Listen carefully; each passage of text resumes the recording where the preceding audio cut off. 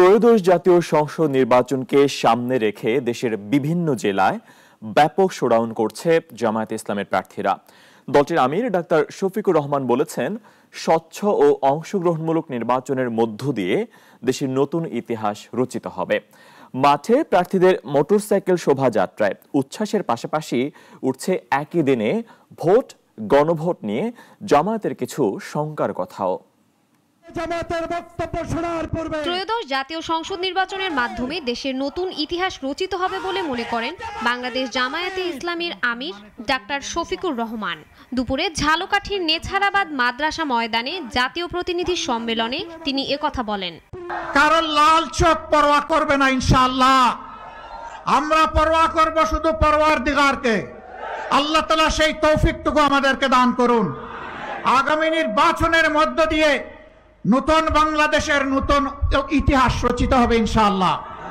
Vote engineering বা কেন্দ্র দখলের চেষ্টা হলে এর জবাব জনগণ দেবে বলে হুঁশিয়ারি দেন তিনি। এই নির্বাচনে অতীতের মতো কোনো ইঞ্জিনিয়ারিং, কোনো মেকানিজম অথবা ভোট কেড়ে নেওয়ার কোনো পায়তারা চালানো হলে আমি আপনাদেরকে বলবো, আপনারা বুলেট হয়ে গর্জন করবেন। ওই দুষ্ট হাত আপনারা অবশ করে দেবেন। শুধু ভোট দিবেন না, ভোটের পাহারাদারিও করবেন। এদিকে নির্বাচন সামনে রেখে ঠাকুরগাঁও 1 আসনে মোটরসাইকেল শোডাউন করেছেন দলটির প্রার্থী দেলোয়ার হোসেন। সকাল থেকে সারাদিন প্রায় 10,000 মোটরসাইকেল আর 20,000 নেতাকর্মী এ শোভাযাত্রায় অংশ নেন।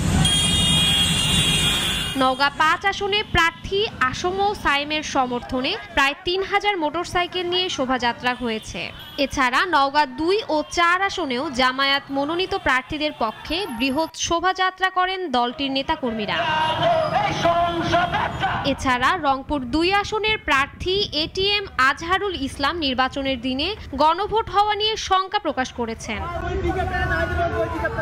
শাশ্বতী সরকার, নাগরিক।